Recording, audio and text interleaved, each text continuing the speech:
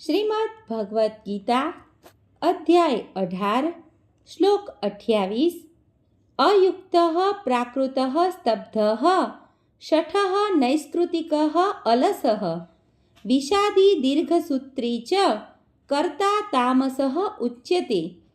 અનુવાદ: જે કર્તા હંમેશા શાસ્ત્રાજ્ઞા વિરુદ્ધ કર્મ કરે છે, જે ભૌતિકતાવાદી, જિદ્દી, કપટી તથા અન્ય લોકોનું અપમાન કરવામાં કાબેલ હોય છે અને જે સદા આળસુ, ખિન્ન તથા કામ કરવામાં નાહક ઢીલ કરનાર હોય છે, તે તમોગુણી કહેવાય છે. ભાવાર્થ: શાસ્ત્રોક્ત આદેશોમાંથી આપણને જાણવા મળે છે કે કેવા પ્રકારનું કાર્ય કરવું જોઈએ અને કેવા પ્રકારનું કાર્ય ન કરવું જોઈએ. જે મનુષ્યો શાસ્ત્રોની આ આજ્ઞાઓની અવગણના કરીને ન કરવાના કાર્યો કરે છે, તેઓ સામાન્ય રીતે ભૌતિકતાવાદી હોય છે.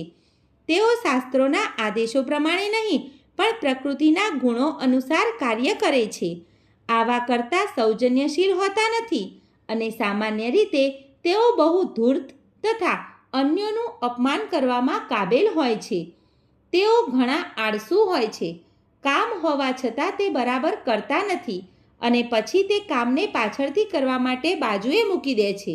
તેથી તેઓ ખિન્ન રહે છે. તેઓ કામમાં બિનજરૂરી ઢીલ કર્યા કરે છે.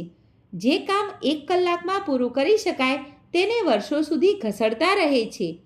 આવા કરતાં તમોગુણી હોય છે. સર્વે મિત્રોને દીપ્તિ જોશીના જય શ્રી કૃષ્ણ.